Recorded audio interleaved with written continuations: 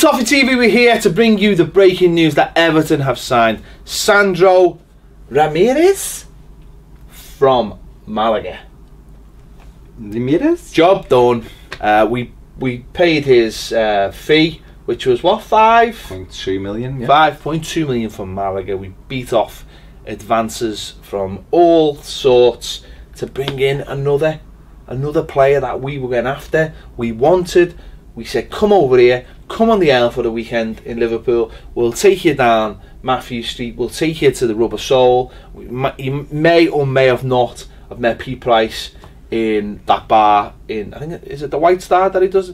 The Grapes. He does it in the Grapes, yeah. He may. I can't confirm that story. He does what in the Grapes? Proves he's a lizard.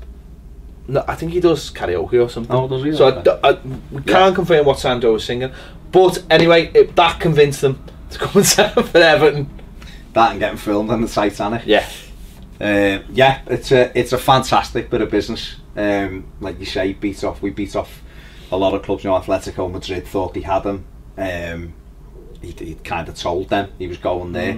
But obviously the Griezmann stuff, yeah, made him have a little bit of a wobble, and that's where Steve Walsh has done really well. Is he the unwobbler?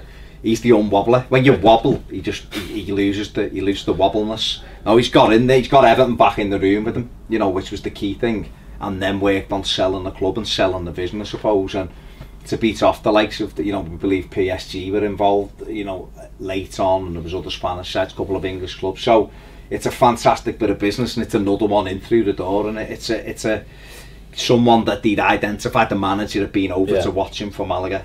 He scored that day, which always helps. And from that day on, they wanted him. And also, I think he's a centre forward that fits in with what Koeman wants to bring the best out of midfielders. Because if there has been a negative about Romelu Lukaku, it's about probably his work rate. You know, forget about all those goals he scores. But you know, this fella, from what I've seen, he really defends from the front. He's the first line of pressing, gets about, puts the ball in the back of the net as well, and I think that will really help what Ronald Koeman sees as his team plan. Because I think it sounds stupid. I think having Romelu Lukaku didn't always help the way we wanted to play, but because he was so good at doing what he does, you know, if Romelu Lukaku had scored half the goals, I don't think there'd be, you know, an issue over it. But he's the kind of goals he scores, and the manager said himself that he's probably one of the best finishers that he's ever seen. You know, so but this is a different kind of person. This is more in tune with the kind of players he had at Southampton, more of those working kind of players. But hopefully he's going to be the first of 2 or 3 centre forwards that he brings in, different kinds of centre forwards that all complement themselves but can all do different kinds of jobs. He's a wide striker, isn't he? That's what he is. He's, you know, he come through the La Masia Academy at Barcelona. He got 15 goals in 61 games for Barcelona B. He got 2 goals in 17 games for Barcelona first team. When, you know, he wasn't really getting any game time there. He went off to Malaga and he ended up with 14 La Liga goals in 30. Got 17 goals overall. So he's had a really good season at Malaga. You know, I think he went there for nothing, hence why his release fee was so small, and Everton have been able to activate that. And if you watch again, if you see his goals that he scored last year, dead balls, it's a couple of fantastic free kicks. I think he scored against Barcelona last season with a free kick. So he is a wide striker. He presses from the front, loads of technique. He's fast, but he works hard. And again, it does fit the Koeman kind of. He fits of a player, what he wants and how he wants that style to go, and we need someone like this who's going to run the flanks, who's a direct runner. That's what we need, and if we can get more of them, and it will change the way Everton, particularly I think away from Goodison Park, definitely, it'll change the way we're able to get results rather than being very slow and hoping that. And his age is another factor, isn't it? Great age, great 22 in July, so exactly fit in exactly into that. Great fee. No, it's an absolute no-brainer when it comes to the fee. It's you just chump change in football terms these days. Well, if you look at the likes of Cleverley, he's gone out for 8 million, and you're getting this in for 5.2. Look at someone like Valencia, who basically 12 million quid. So yeah, again, you bring a player in from abroad, it's always a risk. Yeah. But they've watched them. They've gone over. We've all seen the pictures of Koeman there himself with his agent sitting down to watch him.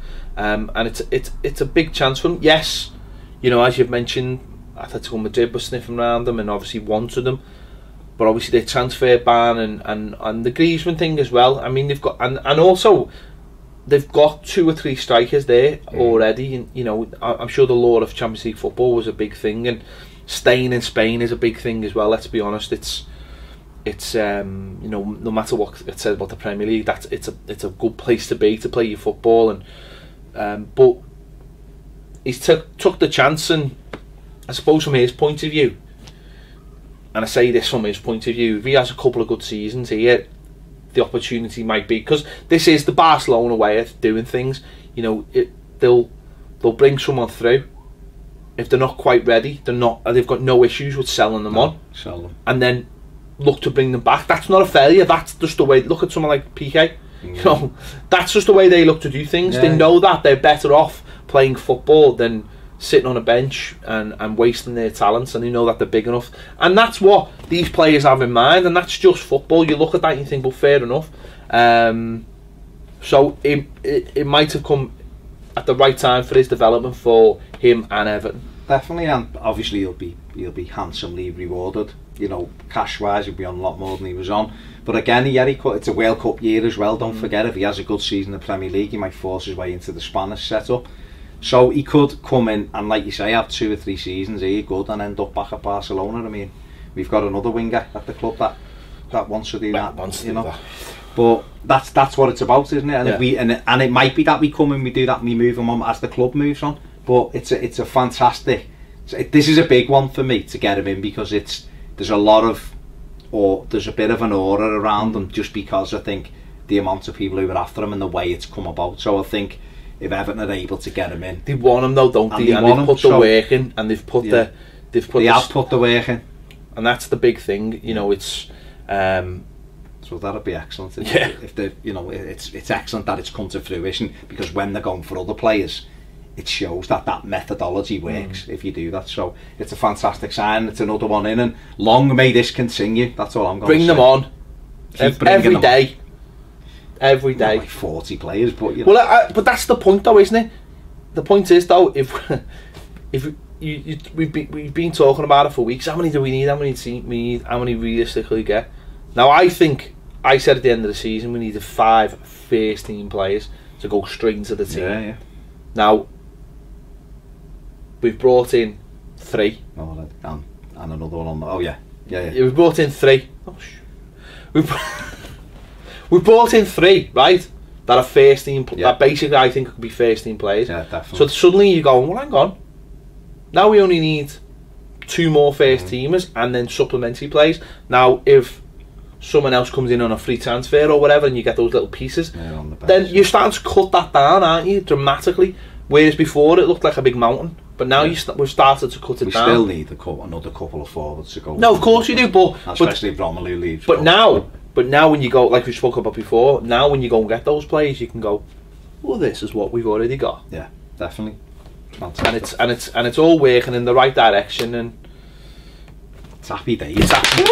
It's Richie Cunningham and the Fonz. Oh, all in one place. And it'd be nice to sign one on Monday, Tuesday, happy days.